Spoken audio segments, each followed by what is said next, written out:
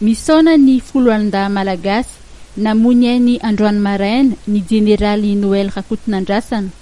Fantatra fa maty andrano tao amin'ny renoranon'ny Menavavy tany Bemangoraka, komina Mazoma, distrikan'ny Maivatanana ity ministry ny fiarovam-pirenena tamin'ny fitondrana tetezamita ity.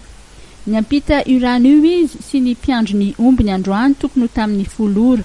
Lasa ny rano anefa niray tamin'ireo namany ka nikasa anafitra azy izy no tafalatsaka sy naletiky ny rano.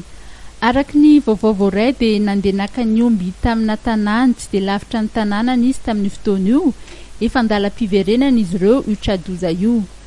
Amin'izao fotoana izao dia tondraka miakatra ny rano ka izany no isan'ny tarika ity loza ity izay nahafatesany jeneraly Rakotonandrasana Noël.